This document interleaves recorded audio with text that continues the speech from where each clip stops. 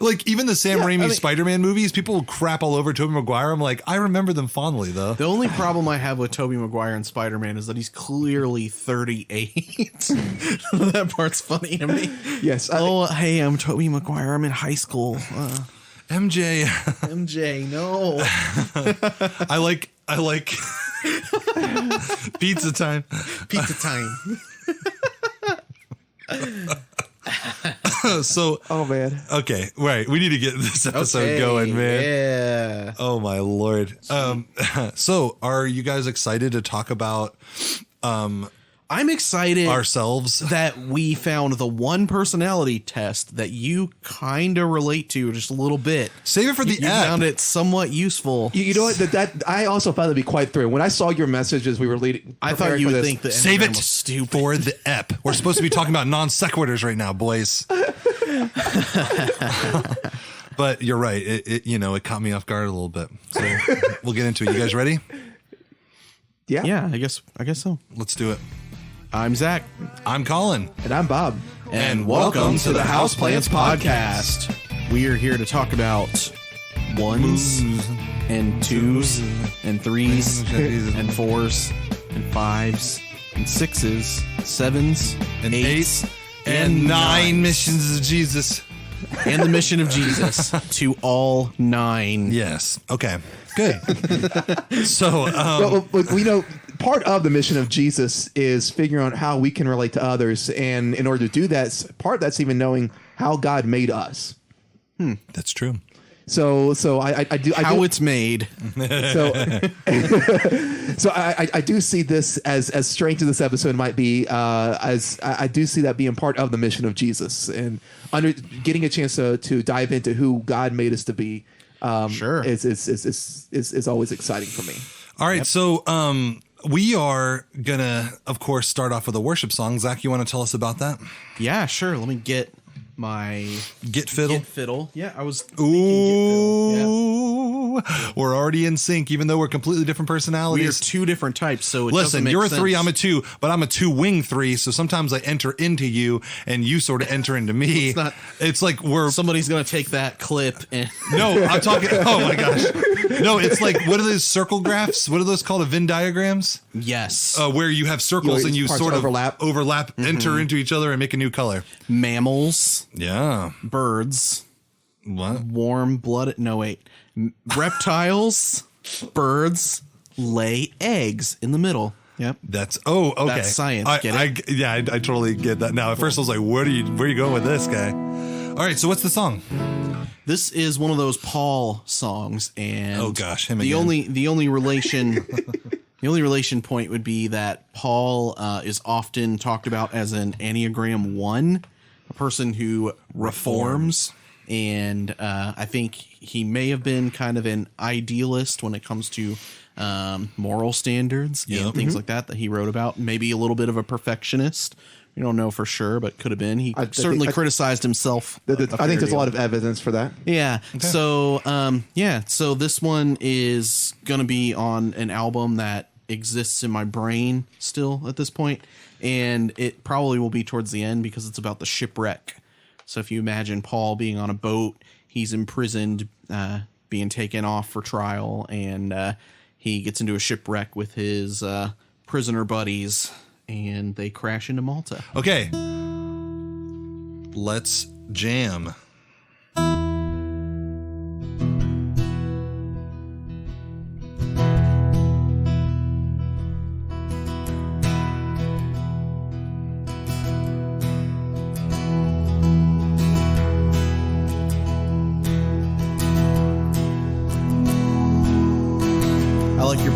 They sound very Malton or Maltese. They're supposed to kind of sound like the sea a little bit. I like it. The Mediterranean.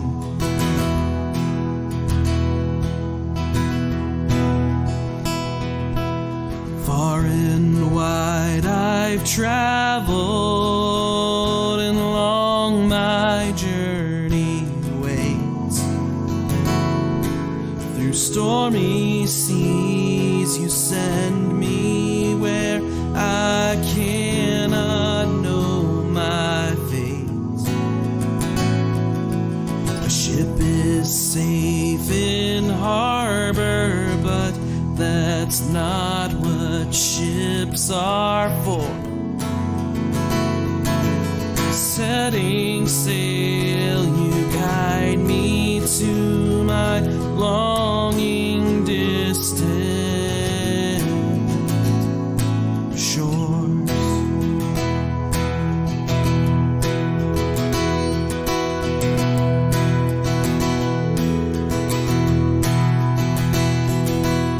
Wailing waves rise from the depths. Sometimes I'm swept away, pinned against these sharp stones and battered by these waves.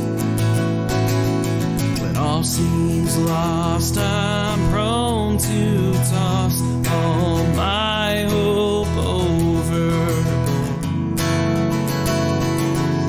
You appear and cast out fear and guide me through the storm.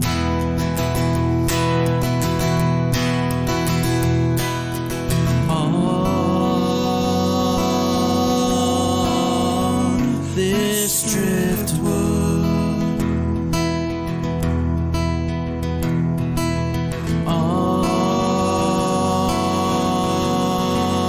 on this driftwood,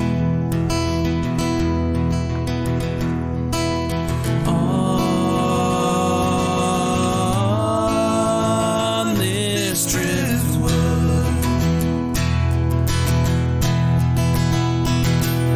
Winter winds intensify and fly against this boat. Beads of sweat and tears fall as I daily strive to row. The more I push against the oars, the more it splits these oaks. Desperately I seek the wooden boards that keep me afloat.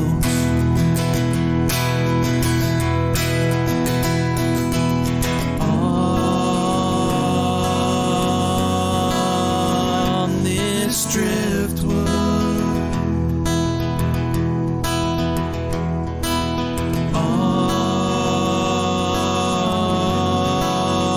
on this driftwood,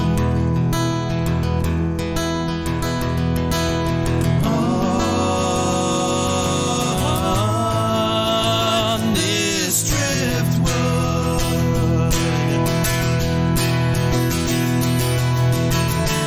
we all experience shipwreck sometimes. The ocean rages and these waves may wreck our lives. When storms encumber us with winds and mighty gusts, the one who calms the seas has overcome for us.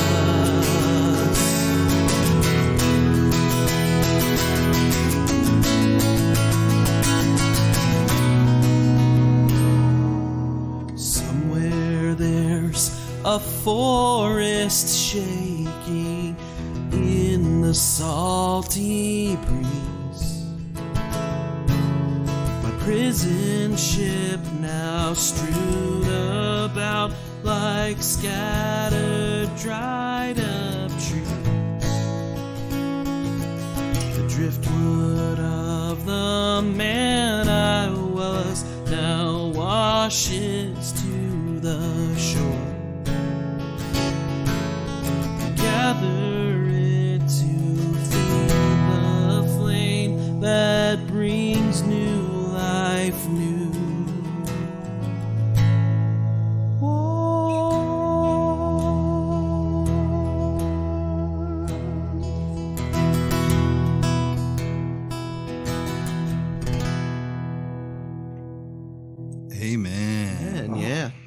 So good. Y'all are starting 2020 on a roll, man. Bro. This is awesome. 2 great songs, 2 great Fs back to back. We all get into those shipwrecks occasionally. Oh my goodness, yes we do. So, man, after that, I guess we're just deep in the Holy Spirit. It's time to pray. And Bob, you called it, so it's on you, man. You ready to go? You got it. Daddy, I'm so grateful for this chance to come and experience a greater understanding of how you've made us. I'm thankful for the knowledge that you've given us, the intellect as human beings, to be able to examine who we are, who you've made us to be. Help us to take this knowledge, help us to take this understanding, and let it better our own decisions moving forward. Help us to know more about ourselves so that we can glorify you. Your son's name we pray. Amen. Amen. All right. So, what are we doing, guys? We are talking about probably one of the most buzzworthy, maybe clickbaity personality tests out there currently.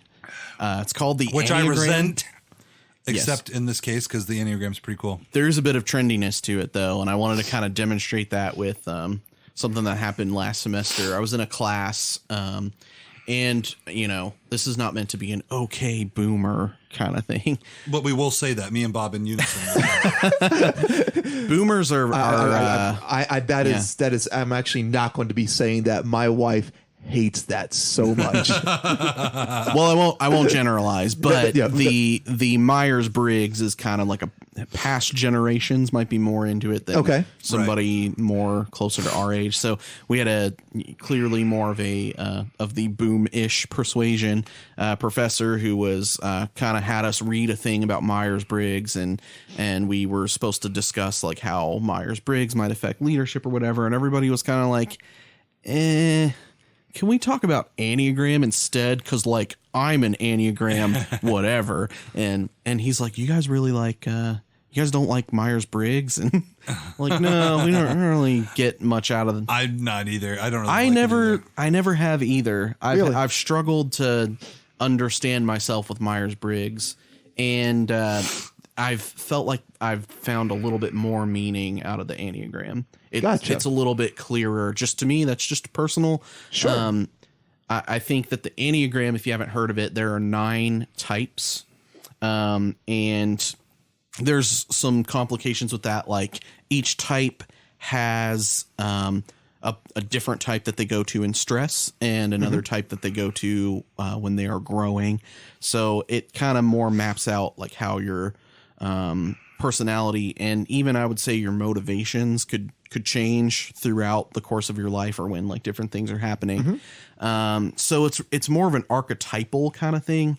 I found it useful. Like they say, do not type others. Okay. But I found it useful when watching movies and stuff. Yeah. To go like, oh, you know what? I wonder if they thought of that character as this type. You know, because what they're doing kind of like fits that. I wonder what the other characters would be. so then, you know, you fall into a Reddit hole like Enneagram Star Wars or whatever. And one thing I find interesting about it is that they make a clear understanding that at some point in your life, all these nine different personality types, you're going to exhibit parts of each and every single one of them throughout your life during certain points. Yeah, there's no...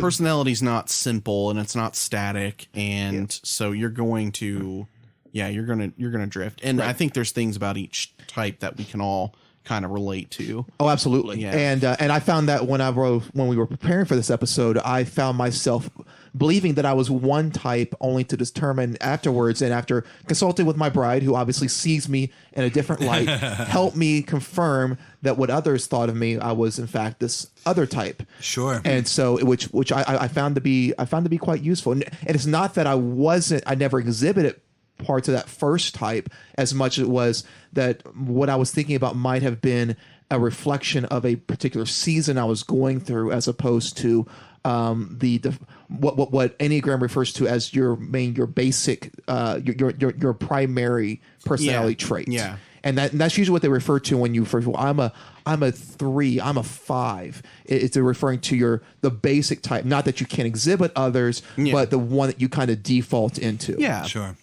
I feel like this kind of pegged me pretty well, and it was the first time that for me the questions, as far as I understand them, were not as silly. So you're talking about the particulars of the particular test we took, because there are different ones. Well, no, what I mean is, no, not that, not in that way. What I mean is that with Myers-Briggs, they try and dissect your decision-making based on what you would do.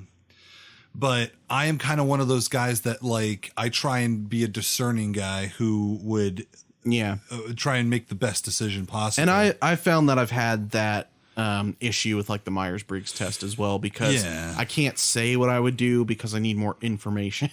The situation. Right. Yeah. And so with the Enneagram, what I saw was it approached things a little more close to what I understand is like how to self-analyze, which is things like how outgoing, how... Do you call yourself an outgoing person? Are you a romantic? Are you artistic? Are you loud and obnoxious or calm? Are you whatever? And so it was a lot easier for me it was applicable for me to kind of self-analyze that way. Yeah.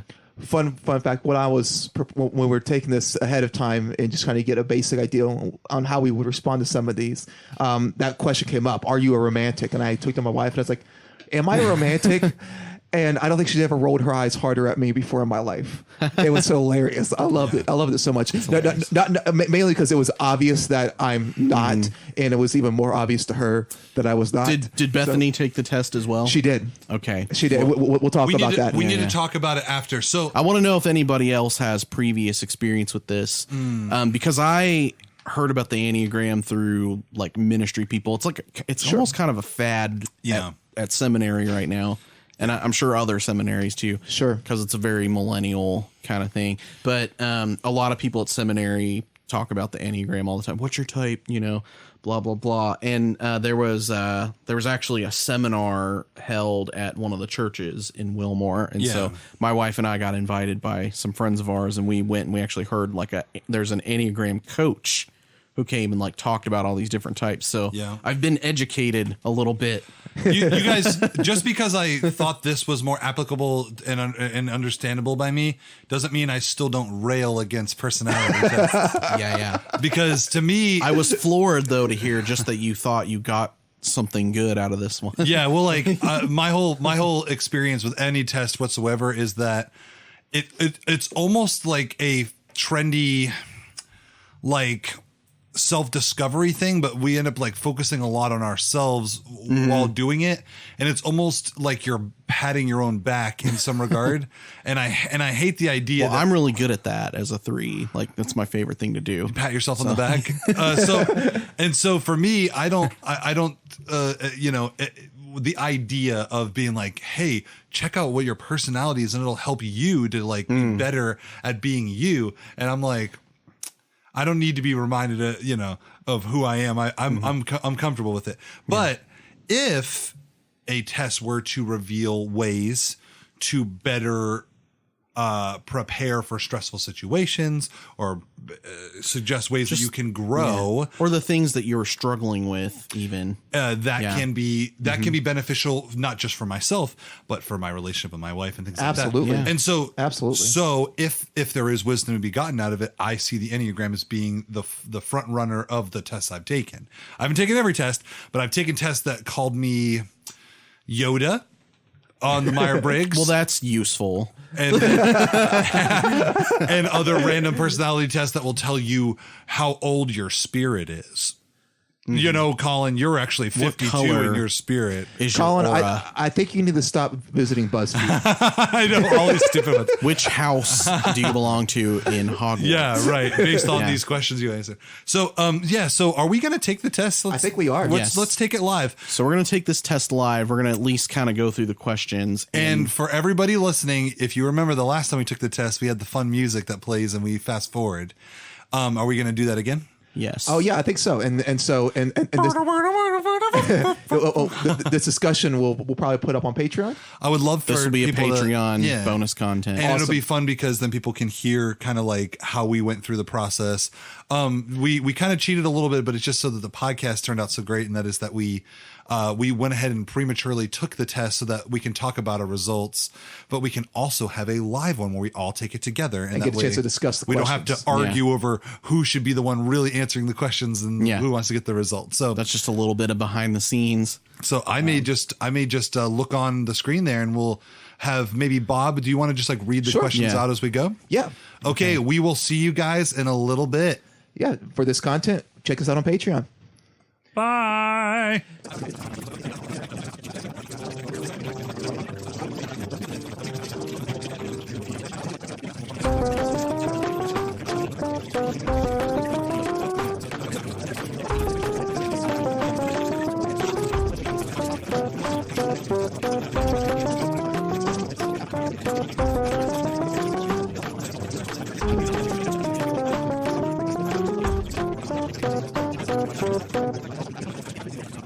We're back. We're back. Hey. Yeah. Welcome back, listeners. We are, and my iPad died, so everybody remind me of the notes. Basically we're just going to talk about stuff now. So I'll just talk say about our results. There's questions on here, right? And we'll talk about our results as well. Yeah, there's questions on the notes. I can help lead us through. Yeah, so let's talk about our results for just real quick. Okay. What were some of your results? What were the things that you found interesting about that? I will start because I was the biggest naysayer. I will say that I ended up being a 2 wing 3, and I think when they say wing, what they mean is that you sort of have partial tendencies towards that. You have a type on either, so it's like a circle that goes from 1 around back to 9. Yeah. And so you have a side on either side of you that you might tend towards. And the number 2 one, which I think if you guys listen to the Patreon, listen to us take this thing, you'll know this about me. I tend to want to serve and please others. Mm-hmm. I tend to want to be altruistic and do nice things.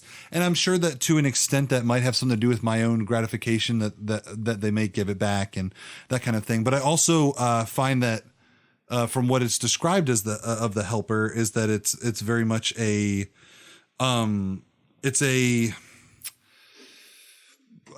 sort of want what you're giving out. So you like give this thing out and you kind of want it back. And in terms of like love or appreciation, that kind of thing. But I would say that I've come a long way as a person and that I find that I am okay doing nice things for others and not getting anything back, but that is also a double-edged sword in that you can be taken advantage of. You can stress yourself out trying to please everybody. And so that's kind of my thing. Zach, what about you? Yeah. I got a 3 wing 4. That's the most consistent answer that I've gotten. So the type 3 is about achieving and being successful.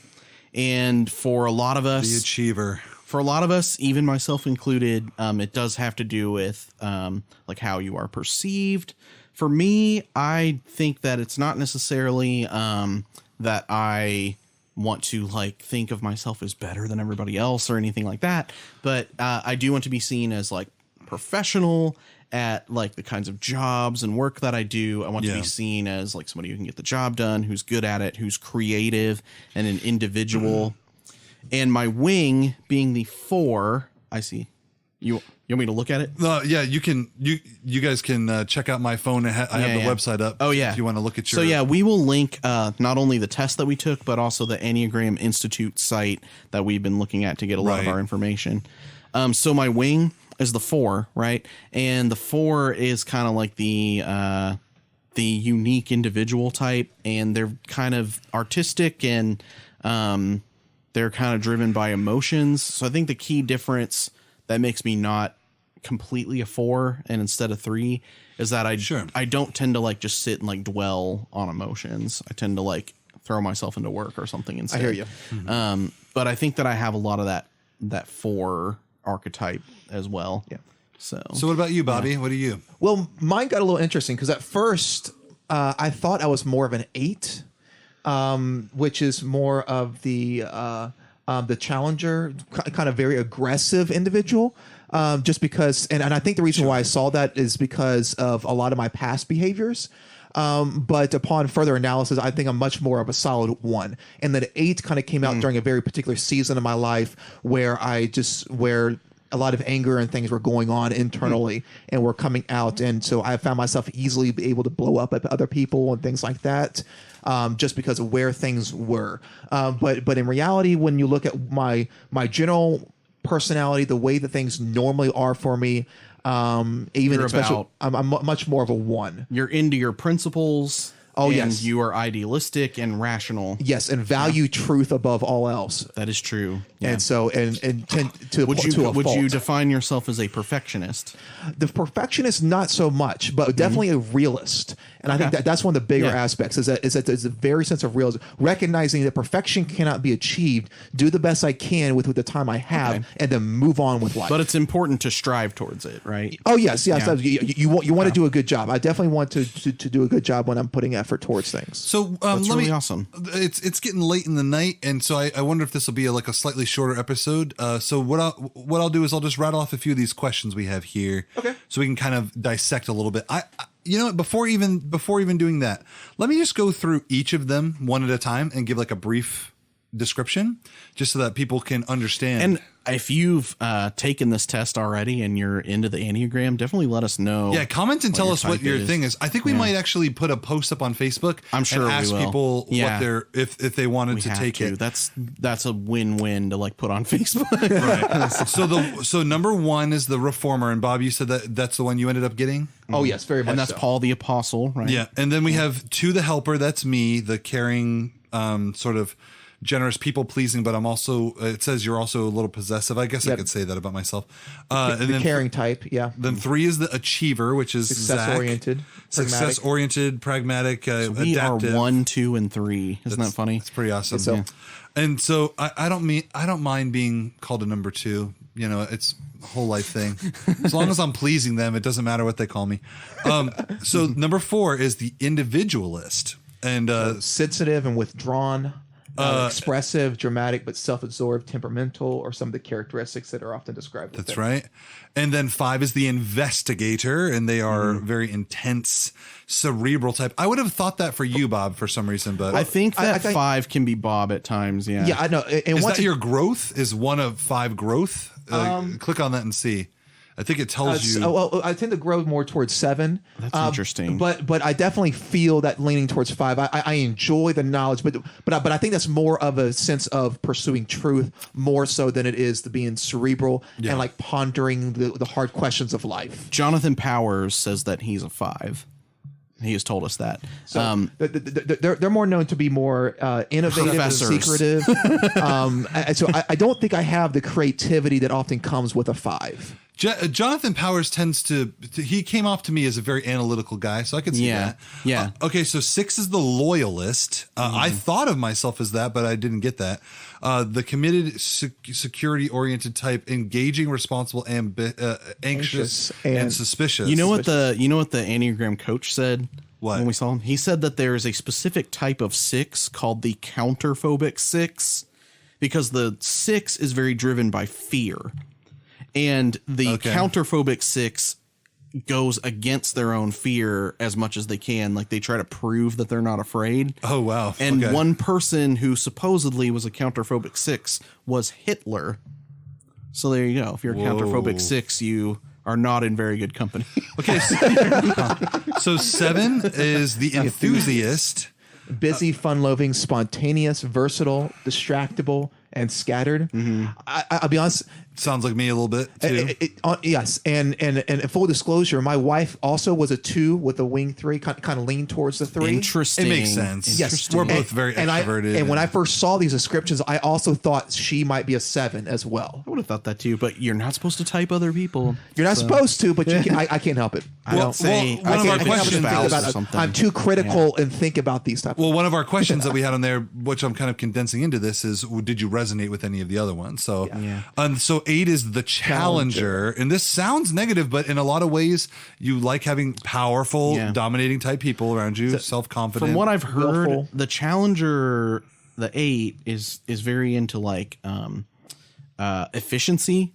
Like, oh, I can like do this better and faster. Like, Yeah. what's the point of like you're wasting all this time or whatever? And then 9, I'm surprised I didn't get. I think it was like 4th on my list, but the easygoing, self-effacing, receptive, reassuring, agreeable, and complacent. I'm supposed to go to that in stress, and I think like how that plays out for me is like, You just want to defuse any conflict. That's if a happening. conflict's happening, I don't want to be around it, or I want it to be diffused. Let's get into that really quick. Where do we go when we're stressed? So for me, it's the 8, which is the bad one that I said was bad. Okay, Collin, let me ask you this. Okay. When you feel like your help for others is not like recognized or appreciated, do you get irritable? Absolutely. Well, like that's the point is like I think that's, remember when I was saying I don't think I'm that controlling? I think that's when I'm controlling, is that I want, if somebody I've had times when I feel like friends aren't engaged. Like I would really want a friend's attention or their acceptance, and they're kind of like at arm's length. I can't like grab them. And then as a result, I become more controlling to try and like grab them in. That was the biggest resonation I had with this test, was that I realized that about myself, is that when I'm stressed or when I'm like angry that things aren't going right, I tend to want to control more. The more you tighten your grip, the more friendships will slip through your fingers.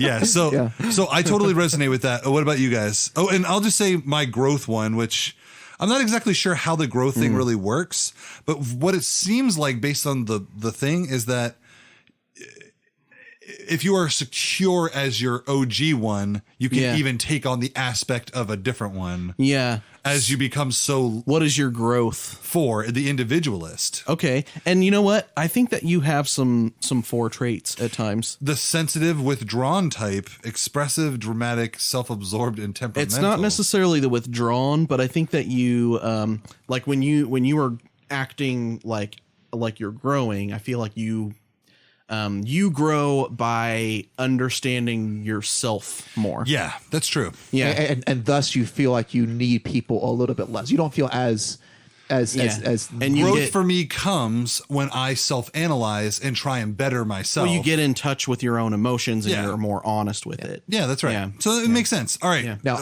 I stress by going to a 4. So I take on the negative traits of that, of being of withdrawn, self-absorbed, and temperamental. Absolutely. Mm-hmm. Okay. Interesting. So that the stoic robot kind of bursts and shatters, and I kind of explode in those situations. I like that. But where do you see yourself? Where does it say you're growing? Growing, I move more towards a 7, towards the enthusiast, the busy, fun-loving, spontaneous, which is strange for me because this is why I said that this is what happens when you take Mountain Dew. This is why that's a great point. This is me on Mountain Dew. I am a 7 on Mountain Dew. This is why I think this is interesting, hyperactive. Yeah, because it almost seems as though what they're suggesting is that when things are good and you're growing as a person, you tend to actually step away from your OG and like kind of develop in a new way. Sure. So for you, you're normally very like analytical and stuff, but the enthusiast isn't as analytical. They're more just like willing. You to can have be more fun. free spirited. That's how you grow. But the withdrawn and temperamental part of things, was what led me to believe initially that I was much more of an aggressive 8. Whereas that doesn't really fit me in a lot of ways. I don't tend to domineer other people or try to control them necessarily. But I mean, that's like most 8s would. But I saw more the negative aspects of the 8 as being similar to my own negative aspects.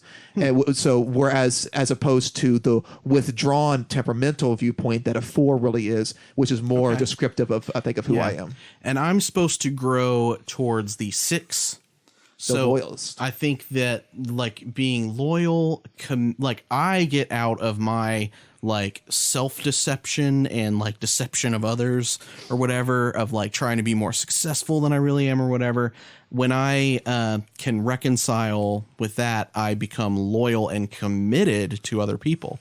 So the way I grow is by committed relationships and committed friendships. Yeah. Nice. And so where do you see yourself being mad? Where does it say? Or being stressed? My stress is the 9, so it's like diffusing conflict. Oh yeah, you told us that earlier. Or avoiding it. Okay, great. So Yeah, I mean, and again, normally I kind of rail against the test, but I see a lot of truth in this, and it's applicable to my life in ways that'll help me be a better person.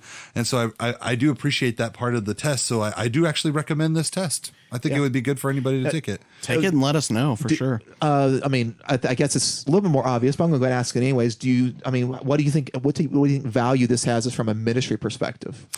I want to say this because, like, I rail against tests in general because I feel like they're very self-absorbed, and I'm not a self-absorbed kind of guy typically. But as the Enneagram shows, when I'm growing, I tend to be a little more self-absorbed, but only for the betterment of myself, so I can later be the betterment of others. So I will say this: if you have a desire to be the best person that you can be for others and for your ministry, then I think it is definitely good, because I believe that God encourages pruning of who you are into the best you can be for God. So if taking a test to help you self-analyze, then you can take the steps to prune and be a better vine plant for God, house plant. Should we say? You're really, really drawing on the Psalms and Isaiah just now. Yeah. Exactly. Being God's righteous plant there. And so the point of if the point of the test that you're taking is to help yourself prune to be a better servant of the Lord, then I think it's absolutely good for ministry. Awesome. That's my answer. I think it's a self-evaluation tool. I think it's really good to help you understand your emotions, maybe some of the things that you struggle with and things that you are motivated by. Yeah. And so I would highly recommend anybody that's going into ministry to take it to understand themselves. I value the Myers-Briggs kind of for the same reasons, but I do appreciate that this takes a very different approach. And knowing that I'm a one that leans towards, with a wing 2, that lean towards that generous side, really, I felt like really helped me understand more of who I was and why I behave the way that I do. Not just that this is part of my personality, but understanding more of a why behind it. Yeah. And what was I going to say? Yeah. So in reality, like, you can use multiple tests. Absolutely. Right? So like a lot of times you can kind of come up with like almost a profile for yourself.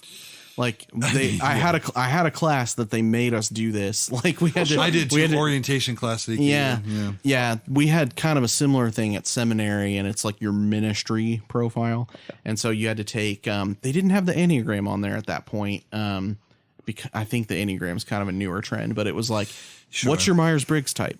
What's there's like another one, I can't remember the name of it, but there's one where there's like the dominant person, the helper, the retriever who just like shows off, and there's like 4 animals or something. So there's like that one, Myers-Briggs, and then like how you handle, like how you rate yourself on conflict, all these different things. And it's like we had to put these together like on a page and like creatively kind of design it like it was a high school project or something. Well, for better for worse, profiling is a really big thing. I mean, when like a serious crime happens and they're trying to track somebody down, you know, I mean, the first thing detectives will do is they'll create a profile off the behaviors they've seen of the culprit and trying to track down, I mean, what type of person they are and thus where they might go next. I mean, it's really fun to create your profile when you first sign up for like Facebook and stuff. Like if it's the year 2006 and you just want to like start your profile, it's really great. There's a million of these. Like I just because I felt like it, I looked up a bunch of just like they have the top ranked personality tests like officially created by colleges and things. And there's a lot of them, and they all have some kind of like, they have some kind of display that, you know, like we're in the Enneagram and it's that like circle thing. Well, Myers-Briggs has like the checkerboards with the different things. That's true. Yeah. Every one of them seems to have like a different way they're displayed their things. And so visual information is helpful. One of the ways that I think that maybe a personality test could be detrimental would be that if you decide to take one, or you have somebody suggest that you take one and you feel like, as an individual, you are like being put in a box. Yeah, let's talk about that. What are some of the weaknesses of this? I think that of the Enneagram, I don't see a lot of weakness, but only because they suggest that you could appear at different places, and so it's more of a fluid thing, which is good. That way because personality is pretty complicated. It's weird because we embody different things at different times. It's weird because Myers-Briggs it tends to almost be like used as a weapon sometimes, because people will go like to me, because they'll say to me, they'll be like, "Oh, you're such an ENFP. Yeah, it's like, get out of here." Like, I put you into a category of 16 types, and you're just this one. And the thing for me is like, I like the idea that the Enneagram says that you kind of shift depending on what's happening to you, and you also sort of tend to gravitate towards a few different ones depending on what your life's I believe that is how it is meant to be used. I will say that one of the weaknesses is that you can use it to categorize people. That's why they tell you not to type other people. Right, exactly. Because you can just be like, well, look at that nerdy 5 over there. Well, of course he's not going to want to come out and hang out. He just wants to study. I admit that that's kind of where we were like taking some of the questions. I was like, oh, that's Zach. Oh, that's Bob. But it's like, you can't help but not to at some point. To some degree. It's we know each other now pretty well. Absolutely. And one of the things that this test did was help reveal how well we know each other. And so, I wonder if there's ever going to be a church that's going to be like, this is a small group only for 6s. So like men's study group, women's study group, and then we'll just say all the helpers. That would be terrible. We're going to do a 2 Bible study, and we're going to have a potluck every week. Everybody bring food if you really care about the other people in the club. Oh my goodness! They're like, no, I'm the nicest one. So man, thank you for bringing that. I'm so appreciative. The 3 one would be the worst though, because they'd probably play like golf every week. Like, oh yeah, well look at this stroke that I got. Oh, you see that new Mustang? Just picked that up from the store. Only have 36 more months of payments all on like it. Lawyers and crap. Oh man. So here's what I'll say is that one of the ways it's a detriment, like I said, is that you feel like you're put into a box, and you can feel like maybe you are judged by who you are, and it brings things out into the open that you may not want people to like know about you or whatever. You may want to put on a front, but I would say that the other thing is that you probably need to be honest. As a person, you can be mischaracterized too, because like I wear my heart on my sleeve, which I almost said to myself. Yeah. Though I think that I probably relate most to the 3. I think that I don't fit it perfectly. I think none of us fit one archetype perfectly. Sure. And so yeah, you can like I really see the danger of like being mischaracterized. Like if somebody just starts to think of you as one type, and then that's what they see you. People are a lot more than that. Yeah. You are more than just a number. So in general, like I said, I think this one, if I were to rate them, I think that this one smacks down the Myers-Briggs test. But I also think it's kind of like criticism, like we said the other episode. Take what you need from it for the betterment of your spirit, and then leave the rest of the door, man. Oh, yes. I'm excited, Collin, that you enjoyed or that you found value in this one. Me too. I'm shocked. Well, do you remember me telling you guys that the main thing was that like I found myself really like finding the questions? Oh yeah. I did like 10 different Myers-Briggs tests. Ken kept telling me I needed to do it to help myself. But I kept doing them and then finding that it was just like the questions were so elusive. Like I just could not like fathom like some of the stuff they were asking, because it would put me in a situation where I would decide that either option didn't really fit me. But in this case with the Enneagram, the questions that are asked, and we just went through it. And the one that we took was like, do you agree with this? Like, is this you? Yeah. And so you can, but that, not only that, but there are ones that I clearly said 100% yes. And in the Myers-Briggs, I never said that. I never had that. There is not one question on the Myers-Briggs test that I said I 100% agree with the decision I made. I feel the same way whenever I've taken it. I can't even remember what type I've gotten, because I've gotten so many different ones. INFJ, ENFP, ESPN. And it's funny it's fun. That's like the sports one. Like, yes. Like introvert, extrovert, for example. Even you being like, I could peg you as pretty extroverted. Yeah. It's supposed to be about like, where do you get your energy from? And it's like, well, I love being around people, but of course I get energy from being alone sometimes. And I want to sleep now and again. Like I don't get enough sleep, and I love just spending time with Jessica and nobody else. Like that's, my life doesn't revolve around who I am as an extrovert or introvert. It revolves around the decisions I make to better my life or my situation and stuff. And your motivation. See, what I always found interesting was the fact that Bethany, we were easily able to peg each other on the Myers-Briggs. But mainly, for example, the introvert extrovert. I am very clearly an introvert to myself. I mean, that is sure. I get, being around other people, that exhausts me. Whereas Bethany, if she's sitting at home too long, she's like, I got to get out of the house. I got to be around other people. I need to be around people. She is so she gains energy, and after being around people for so long, I can actually see her continue to like bubble over. Like she's received so much energy, and she's up to like 3 o'clock in the morning. Gotcha. I have problems going to sleep. I can be like that. Yeah. It just depends. Like, you know. Well, guys, I think this was a lot of fun. I enjoyed taking the test. I think that it is beneficial. I would not normally say that about a personality test. But yeah, what do you guys think? Great. Yeah, I see a lot of value in it, especially as compared with other personality tests that I've taken. So I'd recommend that everybody take it, but just understand that it's no personality test can tell you who you are. Yeah. I guess won't tell you everything. I guess we're hipsters now because we all like the Enneagram test, and it's like a cool thing. Yep. So we're all hipsters. We're into the fad. So we're going to become an Enneagram podcast, right? Each week we're going to have people from each number come. We're just going to go 1 through 9. There's a whole bunch of examples. Like looks like the type 1 has Confucius. Yeah, and Plato. That's pretty. Yeah. Yeah, I think it's funny that the type 2 one, there's a pope called the Jerry Hugging. Seinfeld. There's Bill a Maher. pope called the Hugging Pope. The Hugging Pope. And it wasn't St. Francis. Oh, okay. The Hugging Pope. It's one of the ones listed if you go to 2. It's funny. It's like some people, and then it's like this Pope, and it gives like the name, and it said in parentheses, the Hugging Pope. Yes. And I said, well, I could see that. Yeah. Dr. McCoy is also type 2. Oh, yeah. It includes characters, too. Yes. As opposed to Mr. Spock, which is the type 1. Which you can't argue with that. So, all right, guys, thank you so much for listening. Thank you for tuning in with us. We just asked that you would check us out on all of our podcast stuff.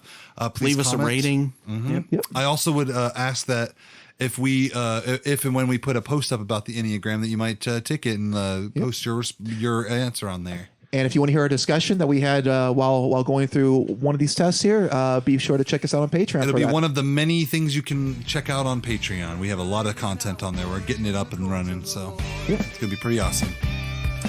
All right, guys. Love you. Thanks again. Peace. See ya.